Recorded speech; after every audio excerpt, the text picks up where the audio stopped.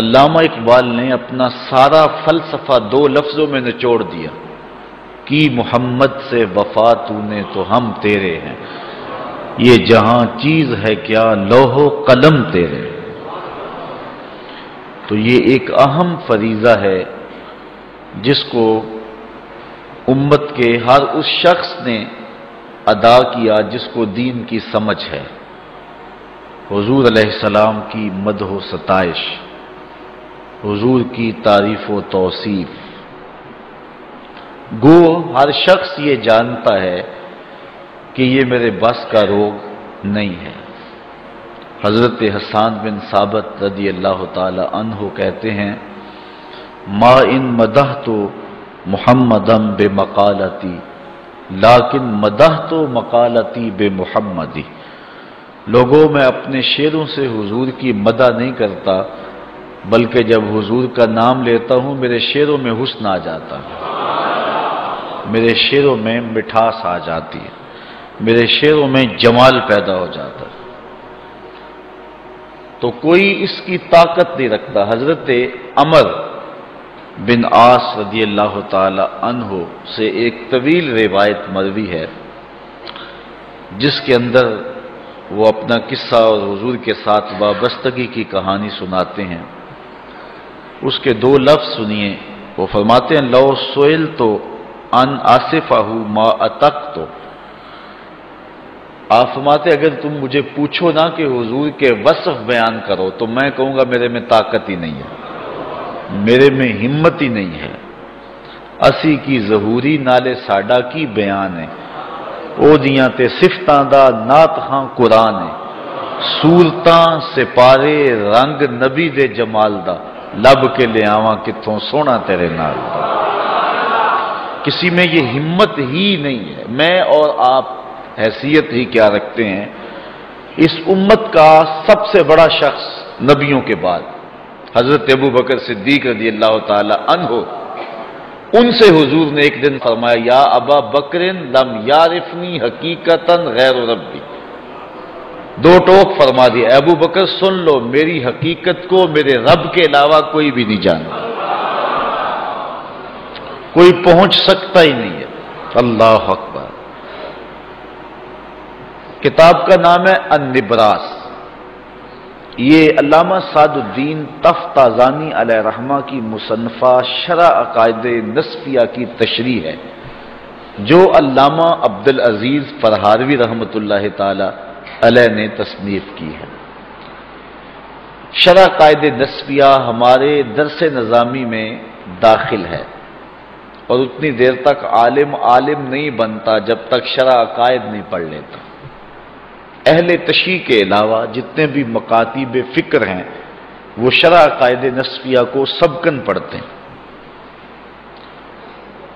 شرح عقائد کی تشریح ہے النبراس، اس میں لکھا ہے حضرت ابو الحسن رفاعی کا قول، کہتے ہیں ایک دن میں نے روحانی طور پہ پرواز کی، اور اس میں کوئی اختلاف نہیں ہے کہ کوئی شخص روحانی طور پہ پرواز کر سکتا ہے، بہت اوپر جا سکتا ہے، امت میں اس میں اختلاف نہیں ہے۔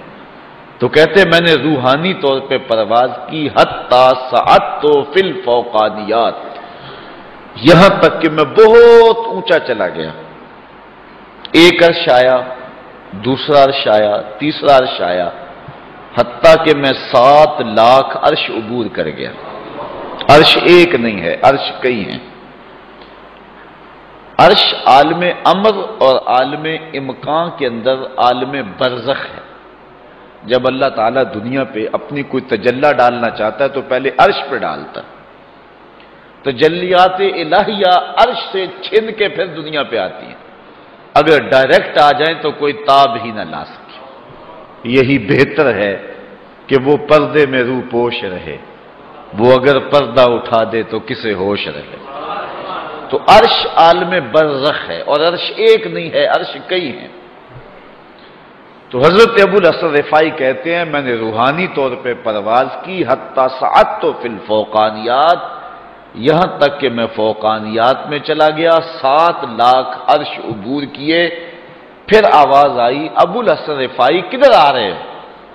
تو میں نے عرض کی مالک معراج کی رات جس عرش کی چھاتی پہ میرے محبوب کے قدم لگے تھے میں اس عرش کی تلاش میں نکلا ہوں، نہ سفر بشرط مال ہے نہ طلب بقید سوال ہے، فقط ایک سیری ذوق کو میں بھٹک رہا ہوں کہاں کہاں، میرے دل کی یہ خلوتیں کئی بار سج کے اجڑ گئیں، مجھے بارہا یہ گما ہوا تم آ رہے ہو کشاں کشاں۔ کہا میں تو اس عرش کی تلاش میں ہوں کہ معراج کی رات جس عرش کی چھاتی پہ میرے محبوب کے قدم لگے تھے۔ کہتے جب میں نے یہ کہا تو آواز آئی ارجع لا وصول لک، ابو الحسن رفاعی پلٹ جاؤ، تم کروڑوں سال بھی پرواز کرو، جس عرش کی چھاتی پہ میرے محبوب کے قدم آئے ہیں تم کیا تمہارا خیال بھی نہیں پہنچ سکتا۔ یارو جس نبی کے قدم اتنے اونچے ہیں اس نبی کا سر کتنا اونچا ہوگا۔ مولوی کا تو دماغ خراب ہو گیا کہ ترازو گاڑ کے بیٹھ گیا اور اس کو تول رہا ہے جس کو تولا نہیں جا سکتا، اس کو ناپ رہا ہے جس کو ناپا نہیں جا سکتا، جو عقل و خرد فہم و ادراک کے زاویوں سے برا ہے، کوئی حد ہے ان کے عروج کی، بالغ العلاب کمال، کون ہے جو اس محبوب کی کنہ تک پہنچے۔ کہا ارجع لا وصول لک، واپس پلٹ جاؤ، تم کروڑوں سال بھی پرواز کرو لیکن جس عرش کی چھاتی پہ میرے محبوب کے قدم آئے ہیں تمہارا وہاں خیال بھی نہیں پہنچ سکتا۔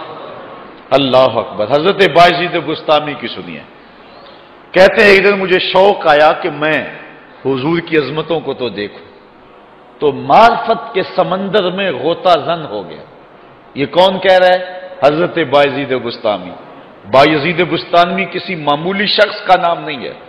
حضرت داتا صاحب کشف المعجوب میں لکھتے ہیں تصوف کے 10 بڑے اماموں میں سے ایک امام کا نام بایزید بسطامی ہے۔ سکر و صحب کی بحث میں مزید گفتگو کرتے ہوئے ارشاد فرماتے ہیں کہ یحییٰ بن معین نے حضرت بایزید بسطامی کو خط لکھا اور جو لکھا حالت اپنی تھی لیکن لکھا بصیغہ غیب۔ کہا کہ حضرت اس شخص کی کیا شان ہے جس نے معرفت کے سمندر سے ایک جرعہ لیا، ایک گھونٹ پیا، اتنا نشہ آیا کہ ابھی تک ہوش ہی نہیں آ رہی، اپنی حالت لکھی۔ تو حضرت بایزید نے جو جواب لکھا حالت اپنی تھی لیکن لکھا بصیغہ غیب۔ کہا میاں تو اس کا حال پوچھتا ہے جس نے ایک گھونٹ پیا اور ابھی تک ہوش نہیں آ رہا، تو اس کا حال کیوں نہیں پوچھتا جو پورا سمندر پی گیا پھر بھی ہوش میں پھر رہا ہے۔ یہ ہیں بایزید بسطامی علیہ رحمہ۔ تیفور سے سفر کرتے ہوئے، بسطام سے سفر کرتے ہوئے 12 سال میں مکہ المکرمہ پہنچتے ہیں۔ اتنا لمبا سفر نہیں ہے لیکن اتنی دیر اس لیے لگی کہ ہر قدم پہ 2 رکعت پڑھتے تھے۔ 12 سال میں جب پہنچے اور پہلی نظر کعبۃ اللہ پہ پڑی تو حضرت بایزید بسطامی نے نگاہیں جھکا لی۔ مریدین نے کہا شوق و وارفتگی کے عالم میں کہاں سے چلے، اب اللہ کا گھر سامنے ہے، جی بھر کے دیکھتے کیوں نہیں؟ تو حضرت بایزید کہنے لگے اتنی دور سے پتھر دیکھنے تو نہیں آیا، اگر میں نے پتھر ہی دیکھنے تھے تو بسطام میں تھوڑے تھے۔ تو حضرت بایزید بسطامی نے پھر جب دوسری نظر اٹھائی کعبہ بھی دیکھا، کعبے والا بھی دیکھا، لیکن حضرت بایزید بسطامی نے پھر سر جھکا لیا۔ مریدوں نے کہا حضور اب کیا مسئلہ ہے؟ کہا جب وہ نظر آتا ہے تو یہ درمیان میں پتھر نظر کیوں آتے ہیں؟ تو جب تیسری نظر اٹھائی جدھر دیکھا اسی کے جلوے نظر آئے۔ یہ بایزید بسطامی کی کہانی سنا رہا ہوں۔ اقبال بھی خراج پیش کرتا ہے کامل بسطام از تقلید فرد اجتناب از خوردن خربوزہ کر۔ ساری زندگی خربوزہ نہیں کھایا حضرت بایزید نے کہ سنت سے خربوزہ کھانا تو ثابت ہے، کھانے کے طریقے کی وضاحت نہیں ملتی۔